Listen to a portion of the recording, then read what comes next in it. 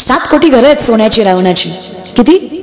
भूमकर कसबा पेठ 7 कोटी. एखादं दुकान असं ना आपलं व्यापार लाईनीत. 7 कोटी घरं आहेत. Not a joke. दुसऱ्या महिन्यामधलं वर्णन आहे. एका घराची एक चौकट 22.5 क्विंटल सोन्याची आहे रावणाची. एका घराची एक चौकट 22.5 क्विंटल सोन्याची आहे बरं का. धोंड्याचा महिना. अर्धा तोळा घातला गेल्या वर्षी सासऱ्यानं, तरी बायको महिनाभर स्टेटस ठेवत होती. लाडाचा जावई गेला सासरवाडीला, महिनाभर अर्ध्या तोळ्यावर. ही पात्रता आहे आपली. 22.5 क्विंटलची एक चौकट आहे. साधं घर असं तरी 4-5 चौकटी असतात घराला. घर रावणाचं आहे. 3,500 ते 4,000 चौकटी असणार एक घर आहे. एक घर 3,500 ते 4,000 चौकटीचं. एक चौकट 22.5 क्विंटलची. असे 7 कोटी घरं सोन्याची. Think about it. विचार करा. अहो एवढी संपत्ती, सत्ता, 80,000 बायका, 1,00,000 पोरं, 1,25,00,000 ना तुन बघाच्या पायऱ्या, कुबेर राखणीला गाढव वळी, गजानन सटवी करी बाळांतपण ही सत्ता रावणाची. ज्ञान, शास्त्रवेद, पुराण, उपनिषद पाठ आहेत. ताकद 3 कैलास हलवलाय. पण तुम्हाला हे मान्यच करावं लागेल. किती संपत्तीवान असला, कितीही ज्ञानी असला, किती ताकदवर असला, तरी रामाच्या चरणावर मस्तक ठेवल्याशिवाय मोक्ष नाही. अटल सत्य वारकरी संप्रदायाचं. अरे तसल्याला भजन करावं लागलं रे. 2 BHK आपला वाजवीचा टाळ्या, तेवढंच देव भलं करेल. बऱ्याच जणांनी वाजवल्या, पण 2-4 धटकुल्यांनी टाळी वाजवलीच नाही. त्याला महाराजाची जिरवायची. ती कीर्तन झाल्यावर म्हणणार, फार पोरगी बोंबलत होती, लय ज्ञान शिकवत होती, अख्ख्या मंडपाला टाळी वाजवली, पट्ट्यानं वाजवलीच नाही. कर्माना तुमची कशी करते माहिती आहे? एक पोरगा एसटीत चढला, खाली उतरला, मोठ्या मोठ्याने हसायला लागला. शेजारच्याने सहज विचारलं, एवढा का हसतो? ते म्हणलं, कंडक्टरला फसवला. म्हणलं कसं काय? म्हणला तिकीट काढलं गेलंच नाही. शाण्याला कळलं. तुम्हीच सांगा, कंडक्टरच्या बापाचं काय गेलं? तसं भूमकर माझं काय जाणार आहे? इथे कोणाचं काय बा गेले? ज्याच्या त्याने आण हित केले. बरं तुम्हाला हित कळत नाही, यात तुमचाही दोष नाही. बरं काही माणसं म्हणतात आम्हाला भजन आवडत नाही, तुमचा दोष नाही माय बाबा. काही माणसं म्हणतात होतं कीर्तन पण मला जायला जमलं नाही, जाणार होतो पण गेलो नाही. काही म्हणतात गेलतो पण बसलो नाही. काही म्हणतात बसलो पण मधनच आलो, काम होतं. काही म्हणतात शेवटपर्यंत बसलो पण कळलंच नाही. तुमच्या चुकाच नाही आहेत. तुमचं पाय कीर्तनाकडे वळत नाही, तुम्हाला कीर्तन कळत नाही, तुमचं मन कीर्तनात स्थिरावत किंवा सुखावत नाही. मायबाप यात तुमची चूक नाही. माझे माऊली स्पष्ट सांगतात, तुमचं पूर्वजन्मीचं पाप पतन तुम्हाला भजन करू देत नाही. हे सगळ्यात मोठं सत्य.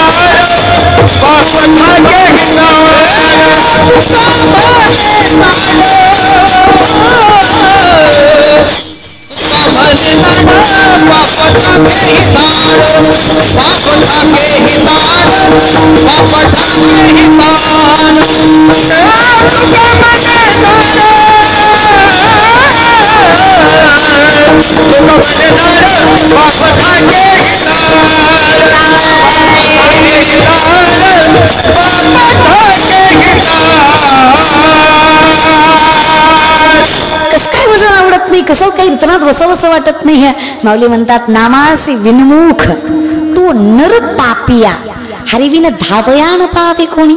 चूक त्याची नाहीये, त्याच्या पूर्वजन्मीचं पाप त्याला या जन्मात भजन करू देत नाहीये. अगदी तसंच आहे. जसं हे आहे तसं पूर्वजन्मीचं पुण्य आहे, म्हणून भजन करावंसं वाटतं. बहुत सुकृताची म्हणून विठ्ठली.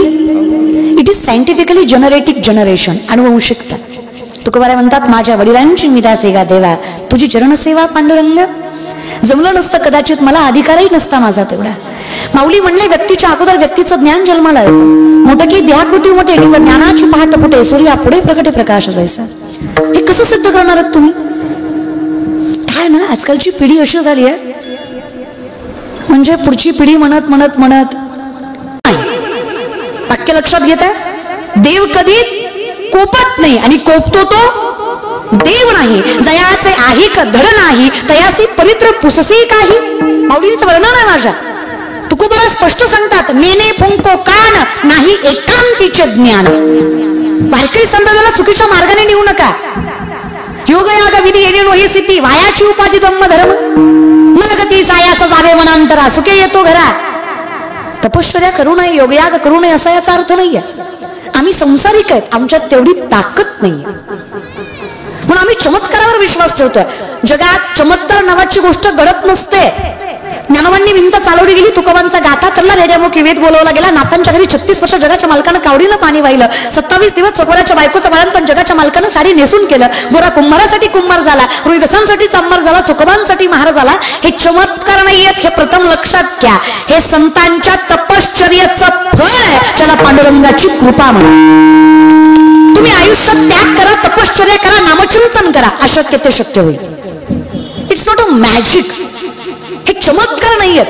कष्ट केलं की काहीही होतं. असाध्य ते साध्य करिता सायास कारण अभ्यास तुका म्हणे. असंच नाही होत. पूर्वजन्मीचा प्रारब्ध आणि चालू असलेलं कर्म दोन्हीची सांगड लागली की आयुष्य सुखी होतं. पूर्वजन्मीची पुण्यही लागते. मी सुरुवातीलाच म्हणलं, व्यक्तीच्या अगोदर ज्ञान जन्माला येतं. माऊली सांगतात जसं की प्रकाश सूर्याच्या अगोदर येतो. आधी काय येतं? सूर्य उगवतो का प्रकाश येतो? आधी तांबड फुटत आणि पुन्हा सूर्य उगवतो, त्याला पहाटे उठावं लागत. हो की नाही? आम्हाला जिंदगीत कधी ब्रह्ममुहूर्त माहित नाही. तेवढ्या म्हाताऱ्या बायकाच काकडा करतात, बाकी तरण्या तर 8 वाजेपर्यंत कळत. आणि कशी पॉझिटिव्हिटी राहणार आहे आयुष्यामध्ये. हे जे आम्ही म्हणतो ना, सकाळी उठा, भजन करा, काकडा करा, याला काहीतरी सायन्स आहे. हे जे आम्ही म्हणतो ना, स्वयंपाक करायच्या आधी चुलीला नमस्कार करा, याला काहीतरी सायन्स आहे. काय सायन्स आहे? माऊली सांगतात इथे सामर्थ्याने जी पचनक्रिया आहे ना, भगवान श्रीकृष्णाचं वर्णन आहे. अरे अर्जुना, कुठल्या बेसिसवर माझं अस्तित्व नाकारतोस? कुठल्या बेसिसवर भगवंताचं अस्तित्व नाकारताय? अहं वैश्वानरो भूत्वा प्राणिनाम देहम आश्रित प्राणापान समायुक्त पच्चमिन्नम चतुर्विधम. चालवणारा, बोलणारा, दाखवणारा, जगवणारा हे सगळं सोड रे अर्जुना. सूक्ष्मता लक्षात घे. अन्न पचवणारा सुद्धा मीच आहे. जठरामध्ये अग्नी म्हणून जो वास करतो तो विठ्ठल, जगदीश्वर, कृष्ण, राम, शिव, विश्वेश्वर. पंचमहाभूतही मी, अणु रेणूही मी. अरे सुरुवातही मी आणि शेवटही मीच. मग तूही मीच आणि मीही. तू जिवंत याचा अर्थ देव आहे. माझं अस्तित्व आहे याचं मूर्तिमंत उदाहरण आहे की देव आहे. देव नसता तर मी सर्वाघटी राम देहादेही. माझं अस्तित्व तुझ्या असण्याचं मूर्तिमंत उदाहरण आहे. मी जिवंत आहे हे प्रूफ करतं की देव आहे. पण काय झालंय ना, आमचा अंगारेवर विश्वास आहे पण बुक्क्यावर नाही. शहाण्याला कळलं. भामट्यांवर आहे पण संतांवर नाही. म्हणजे आमच्याकडे कसं आहे, देव सुद्धा प्रचारावर आहे. ज्या देवाचा प्रचार जास्त आहे त्याला गर्दी जास्त आहे. खरंय का खोटे? तुम्हाला कोणी सांगा, 24 अवतार एकाच आहेत. तो निर्गुण निराकारच आहे, त्याला कुठलं स्वरूप नाहीये. आणि त्याच्यासारखा देखना दुसरा कुणी. आणि आम्हाला माहित आहे भरला घनदाट हरी दिसे. सर्वस्वच तो आहे, तर आम्ही तुला नाकारणं अशक्य आहे. पण आम्ही तुला स्वीकारताना आम्ही तुझ्या योग्य अंगाला स्वीकारणं गरजेचं आहे. देव नाही भेटला तरी चालतो, फक्त भलता देव भेटायला नको. त्रास जास्त होतो ना. तू काय म्हणे, सोपे आहे सर्वाहुनी, फक्त शहाणा तो धनी, मालक शहाणा भेटावा. कळतंय? संसारात तरी कोण शहाणा लागतो ग? परमार्थाचं थोडं उशिरानं सांगते. होय ग माय मावल्या, तुमची संख्या जास्त आहे. हे पण तुमच्यापेक्षा जास्त आहेत, पण ह्यांना पहिल्यापासून सवयीच कटून बसायची. ह्यांचं जिंदगीत कधी सुरळीत काही नसतं. थोडे इथं तर जसं काय घाटावर बसल्या तो. तुम्ही जमून बसता म्हणून जास्त दिसता. संख्या त्यांची पण तेवढीच आहे, पण त्यांना पहिल्यापासून सवय. कधीच नीट आणि सुरळीत काय करणार नाही. निस्ता धांगडधिंगा असतो जिंदगीचा यांच्या. तुम्ही म्हणून चाललंय ह्यांचं, नाही तर काय खरंय. लय खुश होऊ नका, आपलं बी चुकतं कधी कधी. असं आपण गोड आहे ग माय. आई शपथ माय, तुम्ही लय गोड आहे. लय गोड आहे ग माय. तुमच्या बाया तुम्ही तर लय गोड आहे ग. आई शपथ लय गोड आहे. तुमचं तोंड सोडलं ना, तुम्ही लय गोड आहे ग. तेवढाच प्रॉब्लेम आहे. लय खुश होऊ नका, तुम्ही विगुणाचे नाही. काय लागतं बायकोला? काय ग माय, आयुष्यामध्ये कोण शहाणा लागतो? संसार करताना. म्हणजे लग्न झाल्यावर कोण शहाणा भेटावा? नवराच ना.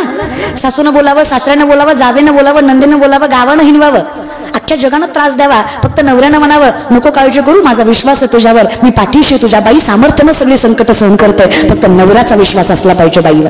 खरंय की नाही ग माय? तुमच्या माय मावल्या खरंय की नाही? हे गे मागच्या खरंय की नाही ग? अगं माझं झालं नाही म्हणून तुम्हाला विचारते ग. माझं झाल्यावर मला येईल एक्सपिरियन्स. तोपर्यंत तुम्ही तुमच्या एक्सपिरियन्स न सांगा. कोण चांगला पाहिजे? नवरा चांगला पाहिजे नाही की परमार्थतही तसंच आहे. काही नाही पण मालक शाणा लागतो. सुखीच्या चरणावर मस्तक गेलं की दुःख फार होतं. म्हणून कल्पनेची बाधा न हो कवणे काळी ही संत मंडळी सुखी असो. सुखी राहायचं असेल ना आयुष्यात तर आत्मिक सुख भेटणं फार गरजेचं आहे. विनंती आहे माझी. आणि देव आहे ना, मला सांगा मध रागाने खाल्लं मग गोड लागत नाही का? लागतो की नाही? बोलत जा ना. एक काम करा, कीर्तन झाल्यावर माझ्या पाकिटातलं थोडं थोडं देते तुम्हाला, पण बोला ना. तुम्हाला वाईट वाटायला असं हिनं घ्यायचं ना, आम्ही बोलायचं देते बाबा, पण बोला. मी काही तुम्हाला शास्त्रवेद विचारतीये का? साधा प्रश्न आहे. मध रागाने खाल्ला गोड लागतो की नाही? लागतोच की. विष प्रेमानं पिलं मग मरत नाही का? बघा बरं घरी गेल्यावर विचारून बघा, विचारून बघा. ट्राय नको. आपल्याकडे मन आहे, विषाची परीक्षा घेऊ नये. विष आहे रागाने आणि प्रेमाने मारणारच आहे. मध आहे तो रागाने आणि प्रेमाने गोड लागणारच आहे. भगवंताचं नाव आहे ते भक्तिभावाने घेतलं की पुण्य देणारच आहे, कारण त्याच्यात तेवढी ताकद आहे. मग ते संसारातच घ्या, परमार्थातच घ्या, इथंच घ्या, तिथंच घ्या. असं म्हणणाऱ्याच्या नादी लागायचं. ठाईचं करा एक आवडी अनंत. हरे मुखे मना, हरे मुखे मना, हरे मुखे मना, हरे मुखे मना, हरे मुखे मना, हरे मुखे मना, हरे मुखे मना, हरे मुखे मना, हरे मुखे मना, हरे मुखे मना, हरे मुखे मना, हरे मुखे मना, हरे मुखे मना, हरे मुखे मना, हरे मुखे मना, हरे मुखे मना, हरे मुखे मना, हरे मुखे मना.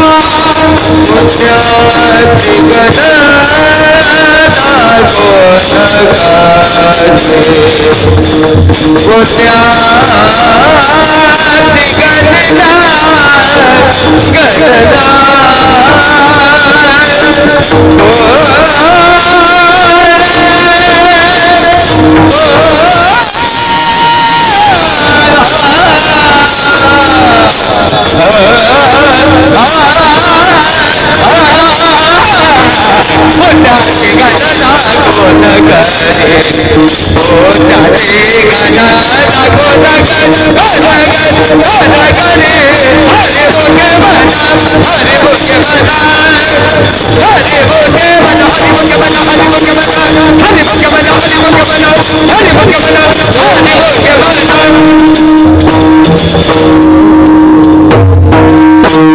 पुण्याची सुद्धा गणना करू शकत नाही इतकी ताकद आहे.